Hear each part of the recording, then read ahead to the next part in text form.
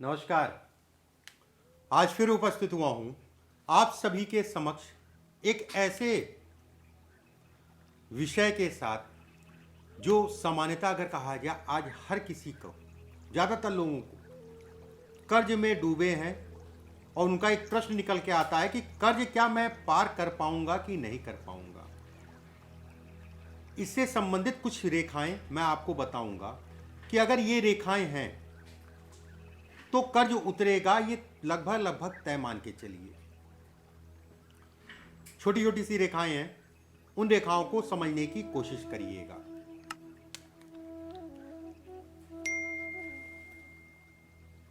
ये जीवन रेखा, ध्यान से समझिएगा। ये जीवन रेखा अगर गोल है और जितना दूर से आ रही हो, दूर का मतलब ये नहीं कि यहां से आ रही है तो खराब हो जाएगा। सामान्यतः अगर कहा जाए ठीक ठाक अवस्था में दूर से आ रही है। आप जब अपना हाथ देखेंगे तो आपको समझ में आ जाएगा कि मेरी जीवन रेखा दूर से है या पास से है। पास से होने का मतलब जो है ये हो गया, एरिया कम हो गया, इसका कम एरिया घेर रही है, ये पास से कहलाएगा। जितनी जीवन रेखा दूर से है, जीवन रेखा गोल है, एक भाग्य रेखा स्पष्ट साफ है, कटी पिटी नहीं है, टूटी नहीं है, तो ये कहा जाएगा व्यक्ति का कर्जा जो है उतरेगा। निश्चिंत रहिए, आपका जो है कर्जा उतरेगा। ये कुछ बिंदु हैं, इसको मिलाते चलिएगा। जितने बिंदु आपके हाथ में बनते जाएंगे उतना ही आपके लिए अच्छा है। अगर 2-3 बिंदु भी बन रहे हैं तो मान के चलिए जो है हो सकता है 1 आध 2 साल 3 साल जो है दिक्कतें हो सकती हैं। अगर कई बिंदु बन रहे हैं ज़्यादा परेशान होने की जरूरत नहीं फिर, ठीक है।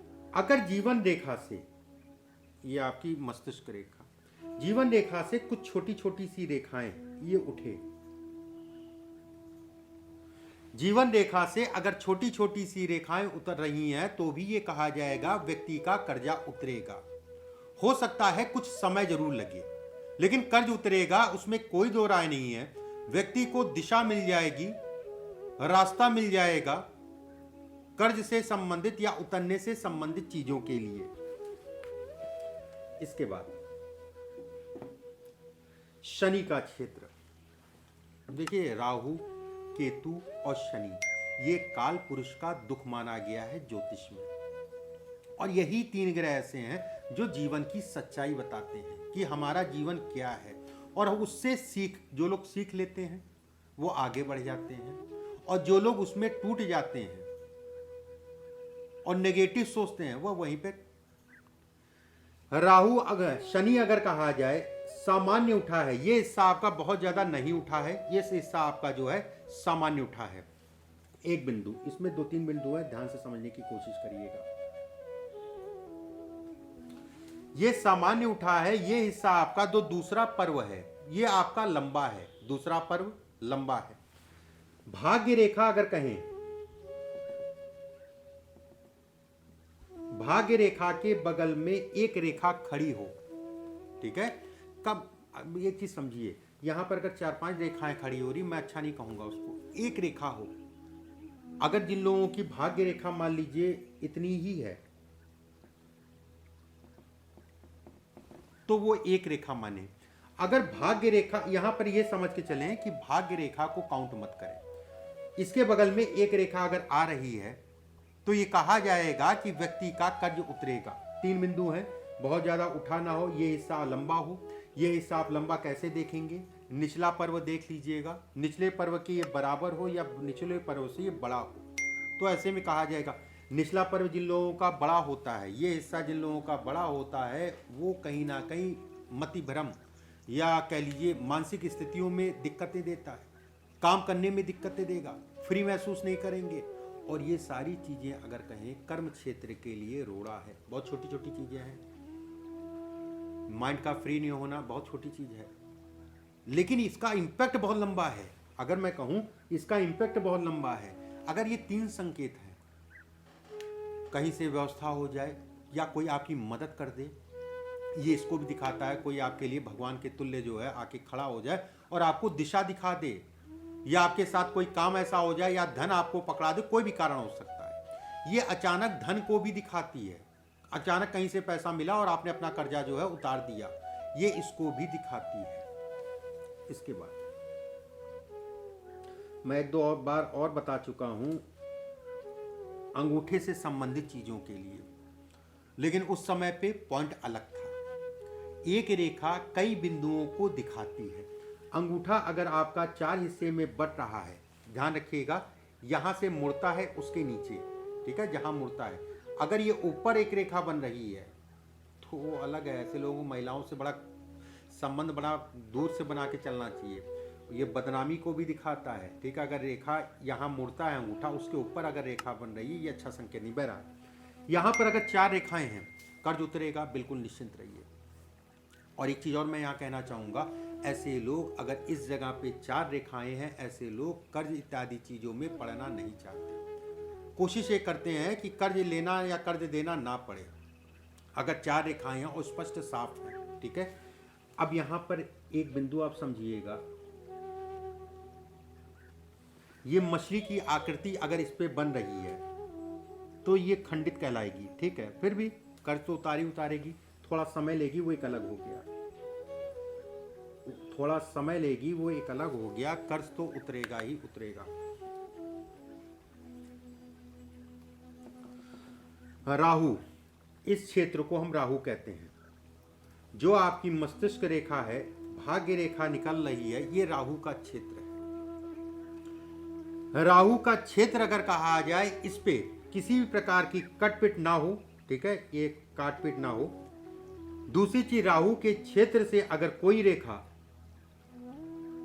मस्तिष्क रेखा को छुए, और मस्तिष्क रेखा अगर कहा जाए नीचे जाके जो है 2 फाड़ में है, 2 फाड़ ऐसे करके हो या ऐसे हो, ऐसे ना हो, इस तरीके से ना हो, अंदर की तरफ ना हो, तो भी मैं कहूँगा कर्ज उतरेगा। उसमें कोई संदेह नहीं है, व्यक्ति का कर्ज जो है आने वाले समय में उतर जाएगा। उंगलियां पीछे देखिएगा, उंगलियों के पीछे जहाँ उंगलियां मुड़ती हैं, यहाँ पर झुर्रियाँ ना हो, हल्का फुल्का सबका होता है, झुर्रियाँ ना हो, कालापन ना हो, जहाँ पर उंगलियां मुड़ती हैं, ध्यान रखिएगा, कालापन, झुर्रियाँ ना हो।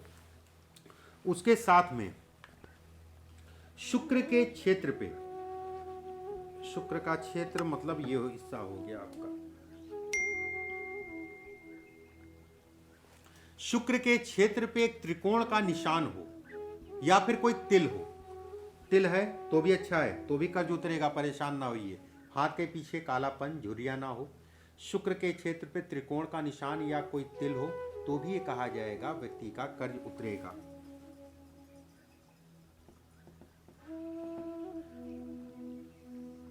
ये आपकी भाग्य रेखा, ये आपकी हृदय रेखा, ये आपकी मस्तिष्क रेखा, ये आपकी जीवन रेखा। भाग्य रेखा के ऊपर अगर बॉक्स बन रहे हैं, अगर 2 जगह बने तो बेहद अच्छा, मस्तिष्क रेखा और हृदय रेखा के बीच में बने और उसके साथ में एक नीचे भी बने, तो भी ये कहा जाएगा व्यक्ति का कर्ज उतरेगा। बस इसमें एक चीज का ध्यान रखिएगा, ये बॉक्स जो है भाग्य रेखा से ज्यादा गाढ़ा या चौड़ा नहीं होना चाहिए। फिर से मैं कहूंगा, ये बॉक्स अगर कहा जाए भाग्य रेखा से ज्यादा गाढ़ा या चौड़ा नहीं होना चाहिए। भाग्य रेखा चौड़ी मतलब इससे ज्यादा जो है ये डार्क नहीं होना चाहिए, ऐसे समझ लीजिए। अगर ये डार्क ज्यादा है तो ये तो चक्कर कटवाएगा आपको जो है न्यायालय के, ठीक है, कोर्ट कचहरी से संबंधित चीजों में जो है ये पड़वा देगा। बहरहाल ये सूर्य की रेखा है, सूर्य की रेखा से एक रेखा अगर मिल रही है और ये रेखा अगर कहा जाए भाग्य रेखा से जाके मिले, ये तय है कि व्यक्ति के ऊपर कर्ज चढ़ेगा, ये तय है, कर्जा लेगा, ये तय है। लेकिन यही चीज ये भी दिखाती है कि व्यक्ति के ऊपर कितना भी कर्जा होगा, उस कर्जे को वो उतार ले जाएगा, उस कर्जे को वो बढ़ा ले जाएगा, उस कर्जे से वो मुक्त हो जाएगा, ये इसको भी दिखाती है। बस इसमें एक चीज का ध्यान रखिएगा, ये रेखा अगर काट के जो है बुध के क्षेत्र पे चली जाए तो कभी भी संतान के ऊपर कर्ज लेके धन मत लगाइएगा, और खासकर उसके कामों को देखते हुए। माता पिता से मैं कहना चाहूँगा, जो माता पिता मेरा वीडियो देख रहे हैं, इस चीज़ का ध्यान रखिए, ये बेहद खराब रेखा है, ये धन डुबाएगी ही डुबाएगी। अगर भाग्य रेखा से सूर्य रेखा को काटते हुए बुध के क्षेत्र पे ये पहले पर्व तक रेखा पहुंच जाए, पहले पर्व तक मान ली नहीं भी है तो भी खराब है। अगर पहले पर्व के ऊपर चली जा रही है तो ये कहा जाएगा कि जातक का धन, उसके बच्चे के ऊपर धन का व्यय होगा और वो धन कहीं ना कहीं डूबेगा। ऐसे लोगों को सामान्यतः किसी पे बहुत ज़्यादा भरोसा नहीं करना चाहिए, साझेदारी से भी बचना चाहिए।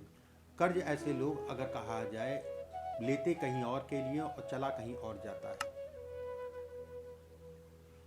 आज बस इतना ही रखते हैं। अगले वीडियो में फिर किसी विषय के साथ फिर उपस्थित होऊंगा। परमात्मा आप सभी को स्वस्थ रखे, सुरक्षित रखे। अगर आपका कोई प्रश्न हो नीचे कमेंट बॉक्स में डाल दीजिएगा। अभी के लिए बस इतना ही। नमस्कार।